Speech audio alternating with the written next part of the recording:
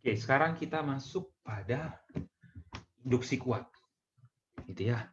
Induksi kuat dan well ordering principle, gitu ya, atau prinsip keterurutan dari bilangan. Nah, 5.2. Oke. Nah, kita mulai. Sekarang tadi kita sudah bahas menggunakan induksi. Itu ya, sudah dikasih definisi induksi bagaimana. Apa yang kita butuh ada langkah awal dan langkah induktif untuk membuktikan suatu pernyataan atau proposisi bernilai benar. Nah, sekarang bedanya apa induksi kuat dan induksi? Nah, satu hal yang mau saya beritahu sebelumnya adalah ini, bahwa induksi kuat itu dan induksi sebenarnya ekuivalen atau setara, gitu ya. Tapi kita akan lihat perbedaannya di mana. Pasti kan ada ya bedanya kenapa dinamakan kuat dan yang satu cuma induksi. Nah, kita mulai tentang induksi kuat.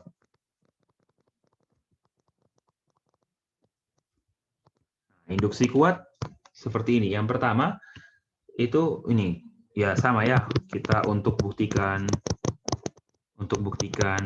proposisi Pn itu benar untuk setiap n bilangan asli, terdapat langkah-langkah berikut.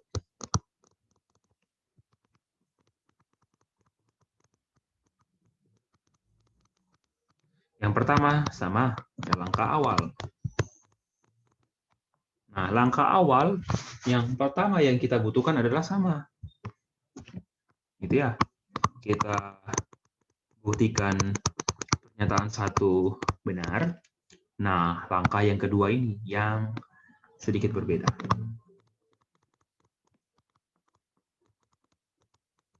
Langkah induktifnya, kita yang pertama apa? Kita asumsikan P1 dan P2 dan seterusnya sampai PK benar.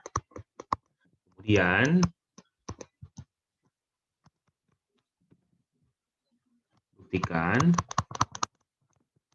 PK plus 1 benar untuk setiap K bilangan asli. Nah, kalau tadi ingat kita asumsikannya apa? PK yang benar. Kalau ini kita asumsikan yang benar apa? P1, P2, P3 sampai PK benar. Mengapa? Karena nanti kita tidak hanya menggunakan PK saja. Atau mungkin kita akan menggunakan yang lain selain PK. Seperti itu. Ya. Oke. Itu dia. Dan kita masuk kepada contoh menggunakan induksi kuat. Ya, kita masuk ke contoh. Kalian bisa lihat contoh itu di contoh 3 halaman 336. Saya tulis di sini contoh 1 ya. Ini buktikan bahwa ini setiap bilangan bulat positif dapat dituliskan sebagai perkalian dari bilangan prima. Atau kita bilang N itu bisa ditulis sebagai apa? A1, A2 sampai AK gitu ya. Dimana untuk setiap N bilangan asli gitu ya. Dan untuk suatu K bilangan asli. Contoh, gambaran ini seperti apa? Contoh, ambil 30. 30 itu bisa 30 per 3. 30 kan apa? 6 kali 5. Bisa dijabarkan lagi kan? 2 kali 3 kali 5. Jadi apa? 30 kita bisa tuliskan sebagai apa? Perkalian dari bilangan prima. Itu 2, 3, dan 5. Begitu pula untuk semua bilangan. Pertanyaannya, bagaimana cara buktikannya? Oke, sorry, satu tambahan lagi, N-nya lebih dari 1. Bilangan bulat positif lebih dari 1. Gitu ya. Oke, ini contohnya. Kita mau buktikan. Nah, bukti. Lihat ya. Yang pertama, akan ditunjukkan karena lebih dari 1 berarti apa? pernyataan proposisi yang paling awal apa? Ya, P2. P2 benar. P2 artinya apa? P2 itu apa? 2 dapat dituliskan sebagai hasil kali bilangan prima ya. Hasil kali bilangan prima. Ya, iya, 2 kan sama dengan 2 kali 1. Gitu ya. Bilangan prima ya, perkalian dari bilangan-bilangan prima. Ya, 2 sama dengan 2 kali 1. 2 sendiri bilangan prima. Oleh karena itu benar. Dapat ditulis sebagai hasil kali bilangan prima. Ini apa? Langkah. Ini langkah awal. Langkah awal sudah kita buktikan. Terus kemudian kita masuk ke langkah induktif. Langkah induktif apa yang kita buat?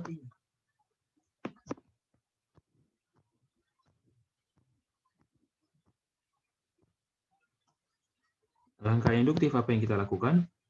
Kita asumsikan apa?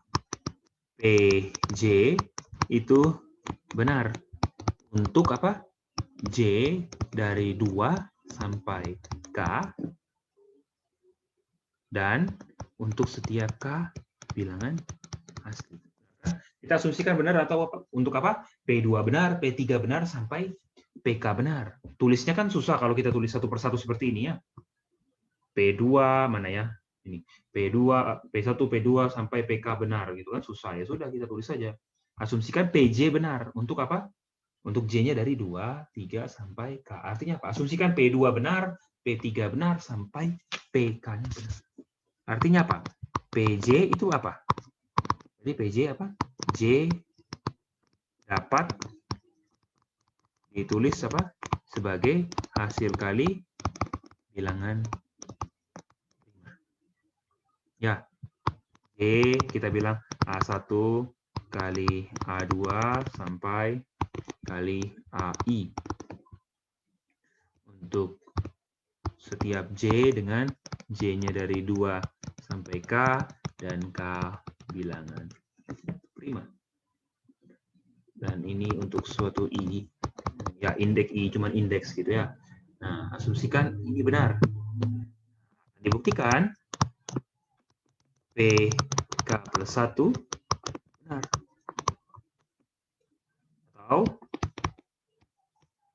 Atau apa?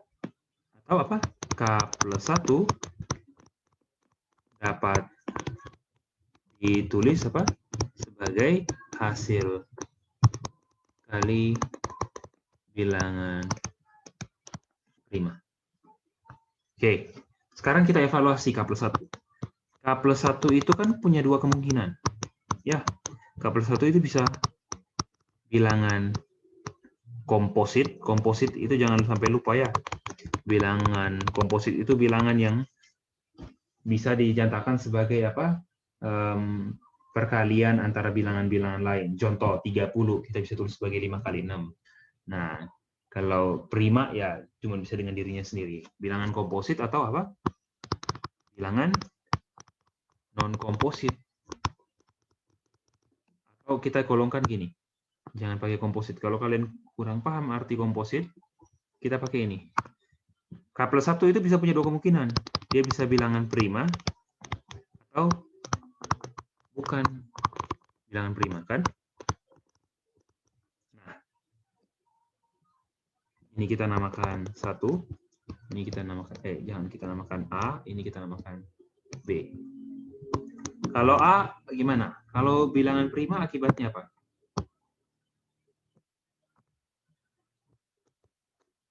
Apa yang terjadi? Kalau K plus 1 bilangan prima, artinya apa? Ya K plus 1 bilangan prima, berarti K plus 1 kita bisa tulis apa?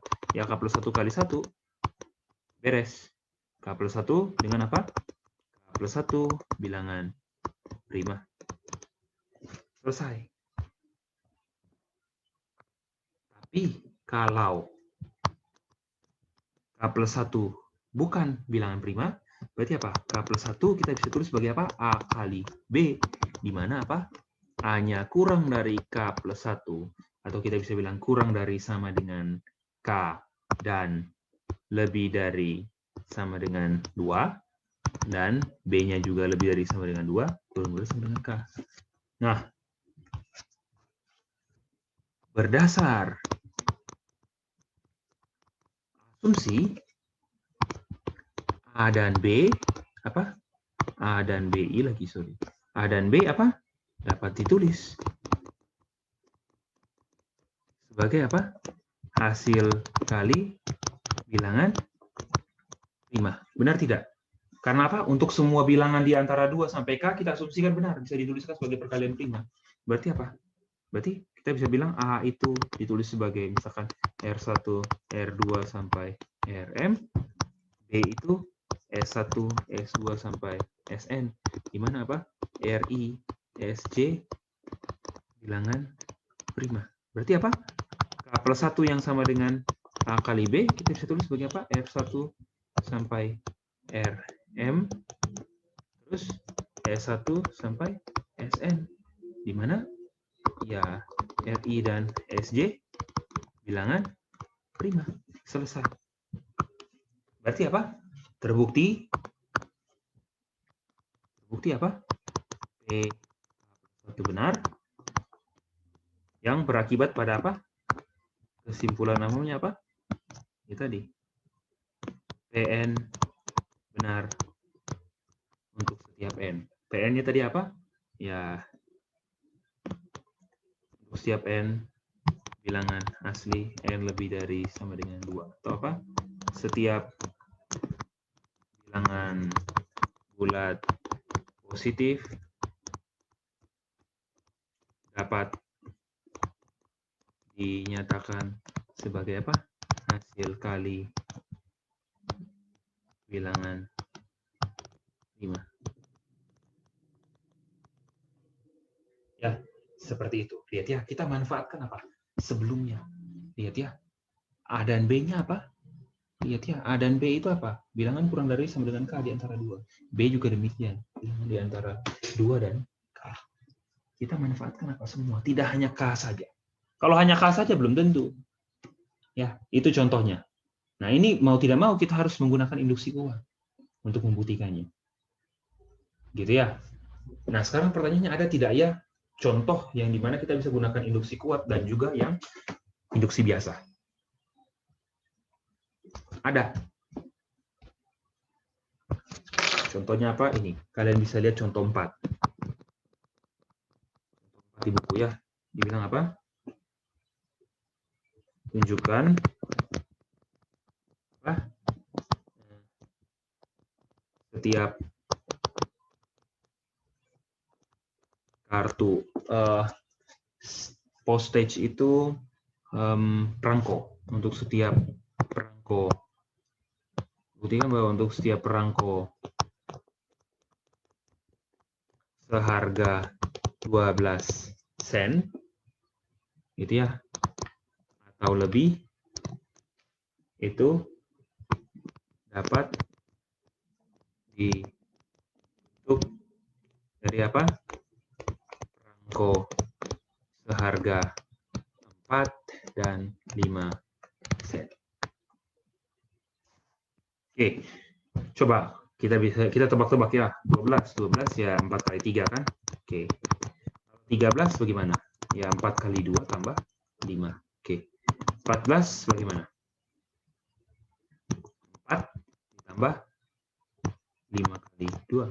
15 bagaimana? 15 ya 5 kali 3. 16 bagaimana? 16 ya 4 kali 4. 17 apa? Ya 4 kali 3 tambah 5. Dan seterusnya. Seperti itu. Pasti bisa. Nah, sekarang bagaimana cara membuktikannya? Cara membuktikannya bisa. Kita bisa gunakan 2 cara. Yang pertama kita buat dengan induksi biasa. Yang pertama apa? Nah, akan dibuktikan apa? Langkah awal ya. Kita dengan induksi biasa dulu. Apa? Langkah awal awal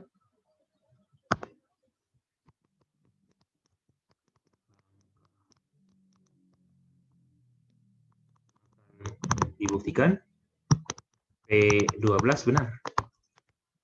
Mulainya paling kecil 12, ingat ya, 12 sen atau lebih.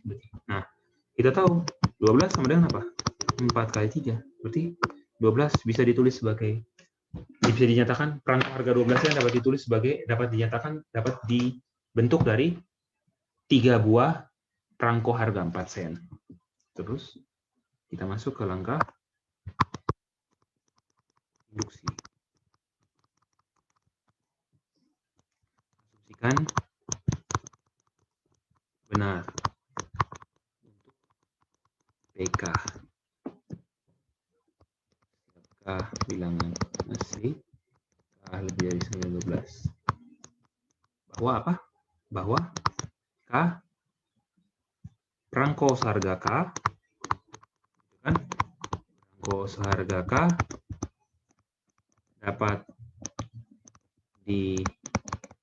dapat dinyatakan, dapat diganti gitu ya, dengan perangko seharga 4 dan 5 sen. Seharga K sen ya. Nah, akan dibuktikan. Oke, akan dibuktikan PK plus 1 benar. Oke, kita akan buktikan ini. Nah, ingat. Yang pertama, kita punya K itu benar. Ya, K, kita punya asumsi apa? Asumsinya,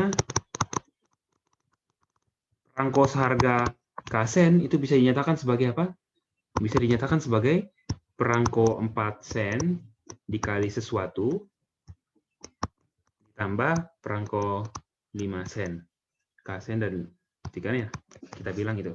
Di mana Q dan Q-nya bilangan bulat positif 0 dan R-nya juga sama. Oke ya. Nah, sekarang perhatikan. Nah, perangko harga K sen ini kan bisa dinyatakan sebagai 4 perangko harga 4 sen dan 5 sen. Kita bisa bagi. Sekarang kita pandang. K sen ini bisa punya dua kemungkinan. Yang pertama apa? K sen itu bisa dinyatakan minimal ada satu perangko 4 sen atau ada perangko 4 sen. Benar kan? Ya, kemungkinannya itu ya. Kalau minimal paling tidak ada satu, atau kalau tidak ada sama sekali. Nah, kalau ada satu, bagaimana? Kalau ada satu, misalkan, ya, berarti ada satu. Ini, kita bilang yang ini itu X, yang ini Y. Kalau kasusnya X, berarti apa? Berarti K, kita bisa tulis sebagai apa? 5 sen dikali sesuatu ditambah 4 sen dikali apa? Sesuatu ditambah 1. Di mana S-nya ini apa? Lebih dari 9,0, S bilangan sebulat. Benar kan? Ini S ya, sorry, bukan 5. Benar tidak? Ya kan ada satu, minimal ada satu uang sen. Berarti kita bisa tulis begini apa? Ini 5R ditambah 4S ditambah 4. Kan ada satu. Mungkin cuma satu. Ya kalau ada dua koin berarti S-nya 1. Kalau ada 3 koin S-nya 2. Paham tidak? Jadi yang satu koin, minimal ada satu koin itu saya keluarkan, saya pisahkan dengan yang lain. Kalau cuma ada satu koin berarti S-nya 0. Kan? Seperti itu. Nah, ketika K plus 1, ini jadi apa? 5R. Jadinya apa? 5. Ini 4 tambah 1, 5. Kita bisa tulis apa? 5 dikali R tambah 1 tambah 4S. Berarti apa? K plus 1 bisa ditulis sebagai apa? Kelipatan uang koin 5 sen dan 4 sen. Beres. Kalau kasus yang Y bagaimana? Kalau tidak punya 4 sen sama sekali. Berarti apa? Minimal K itu lebih dari 9,15. Karena apa? Yang tidak menggunakan uang 4 sen sama sekali itu minimal 15. 12 masih pakai, 13 masih pakai, 14 juga masih pakai. Ini maka K minimal, maka K ini pasti lebih dari sama dengan 15. Kalau K lebih dari 15 apa? Berarti kita bisa buat K plus 1 itu sama dengan apa? 5 dikali R ditambah 3 ditambah 4 dikali W. 5 kali, jangan apa ya, 5 kali D. 4 kali W, di mana apa? D lebih dari sama dengan 0. W lebih dari sama dengan 0. Oh, sorry. Kan tidak ada uang 4 sen kok saya kasih 4. Gitu kan? Sorry, maka K, bukan K plus 1 ya. K itu apa? Dapat dinyatakan sebagai 5 kali. Itu kan karena tidak ada perangko 4 sen, berarti dinyatakan sebagai ini kan. Di mana D-nya apa? Lebih dari sama dengan 0. D-nya bilangan bulat. Apa yang terjadi dengan K plus 1? K plus 1 berarti apa? 5 dikali D tambah 3. Ini kenapa tambah 3? Karena apa? Minimal K-nya 15 kan? Gitu ya. 15, 20, 25. Jadi kalau K-nya 15 ya D-nya 0. Kalau K-nya 20 ya kan tidak ada koin 4 ya, berarti kan kelipatan 5. Kalau K-nya 20 D-nya 1. Gitu ya. Nah, kalau K plus 1 berarti apa? Kita tambah 1 di sini kan. Nah, ini kan sama dengan apa nih? 5 kali D ditambah 15 tambah 1. Jadi apa? 5 kali D tambah 16. 16 ingat bisa ditulis sebagai apa? 5 kali D ditambah apa? 4 kali. Berarti bisa dinyatakan sebagai apa? 5 sen dan 4 sen. Selesai. Gitu ya. Oke. Itu untuk cara induksi. Untuk langkah menggunakan induksi biasa. Nah, bagaimana kalau langkahnya menggunakan induksi kuat? Langkah menggunakan induksi kuat lebih mudah. Karena apa? Kita masuk ke langkah awal. Nah, tapi langkah awal di sini kita butuh lebih banyak. Kita tunjukkan apa? Kita tunjukkan selain P12, kita tunjukkan juga P13, P14, dan P15. Benar. Boleh tidak? Boleh. 12 sudah jelas, 4 kali 3. 13 apa? 4 kali 2 tambah 5. Tadi sudah ditulis ya. 14 apa? 5 kali 2 tambah 4. Ya kalau 15 apa? Ya 5 kali 3. Beres. Gitu ya. Ini kan 4 kali 3 tambah 5 kali 0 kan? Ya ini tambah 4 kali 0. Bisa dinyatakan sebagai 4 koin dan 5 koin. Gitu ya. Sudah. Benar. Berarti akan dibuktikan benar. Sudah kita tunjukkan. Sekarang kita masuk ke langkah induktif. Langkah induktif bagaimana? Langkah induktif kita apa? Asumsikan PJ itu benar. Untuk apa? J lebih dari 12 kurang dari 9 K dengan apa? Dengan K-nya minimal 15. Sorry. Dan ini untuk apa? Berlaku apa? Karena kan kita sudah tunjukin sampai 15. Berarti untuk setiap K bilangan asli dan K-nya kita ambil di sini apa? Lebih dari sama dengan 15. Minimal 15 kita ambil. Kenapa 15? Nanti kita lihat. Terus nanti kalau kalian tanya, ini caranya kok bisa terpikir seperti ini? Nah, jangan tanya itu ya. Caranya yang pertama kita pikirkan dulu, kita coba-coba kerjakan, baru nanti dapat idenya. Tidak semuanya muncul secara instan, harus banyak latihan. Seperti itu ya. Nah, kemudian asumsikan benar untuk ini. Nah, berarti apa? Kita sudah asumsikan benar, toh? Asumsikan benar berarti ya PJ dapat dinyatakan sebagai apa? Perangko seharga J dapat dinyatakan sebagai perangko, dapat dinyatakan dengan perangko harga 4 dan 5 sen. Nah, sekarang akan dibuktikan PK plus 1 benar. Nah, sekarang cara buktikan ini pandang ini. PK minus 3. Jelas? Karena K lebih dari 15, apa? K minus 3 lebih dari sama dengan 12. Ya, berarti apa? K minus 3 lebih dari sama dengan 12 dan kurang dari sama dengan K. Ya, nah, karena K minus 3 di antara ini, berarti apa? Berdasarkan asumsi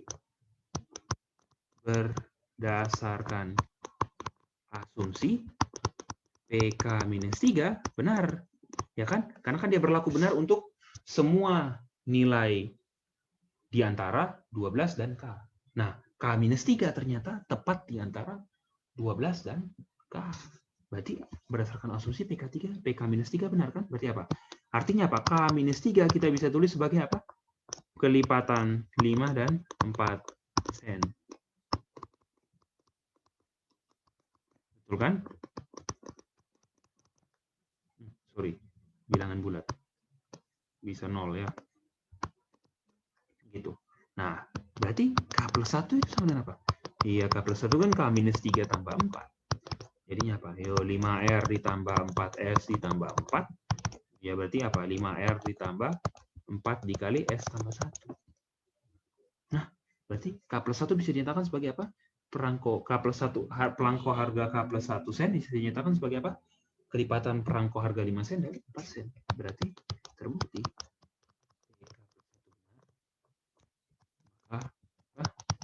N benar untuk setiap N lebih dari 12 N. Selesai. Lebih singkat. Gitu ya. Itu seperti itu ya. Oke. Itu bedanya. Jadi bisa dipakai dua-duanya ya.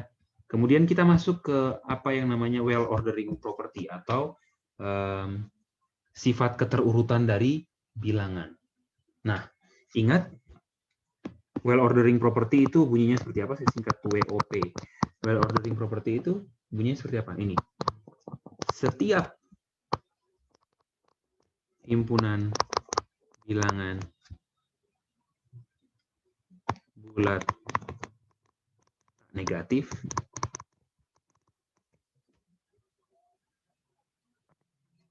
misalkan ya kita tulis seperti ini saja ya. Nah, misalkan W itu subset Z positif gabung 0 gitu ya. Dan nah, misalkan W itu bilangannya, maka apa? Dibilang apa? Maka W pasti memiliki apa? Unsur terkecil. Jadi apa? Ingat, setiap himpunan yang isinya bilangan bulat non negatif, gitu ya, dan tak kosong, pasti punya apa? Unsur terkecil. Kenapa seperti itu? Karena apa? Unsur terkecilnya pasti ada. Orang himpunan bilangan non negatif saja unsur terkecilnya ada, yaitu apa? 0. Berarti apa? Setiap subhimpunannya pun punya apa? Unsur terkecil. Tapi apa? Tidak tahu. Tapi yang pasti punya. Karena apa? Dia punya batas bawah. Yaitu apa? Batas bawahnya apa? 0. Nah, tinggal kita lihat apakah nilainya lebih dari 0 atau tidak. Kalau batas atas bagaimana? Ya tidak punya. Namanya bilangan bulat non negatif, ada bilangan bulat positif di dalam kan. Bilangan bulat positif kan tidak terbatas di atas. Kita bilang terbatas di 1000, ada 1001. Terbatas di 5000, ada 5001. Tidak punya batas ya. Seperti itu. Jadi itu biasanya kita gunakan untuk beberapa hal. Jadi kalian coba lihat nanti di contoh 5 ya, tentang division algoritma atau algoritma pembagian. Ya, itu juga kita pelajari di Aljabar 2. Oke, jadi coba cek. Ya, sekian untuk kuliah kali ini. Nanti diskusinya akan diberikan di seperti biasa di e-learning ya. Oke, sekian. Terima kasih.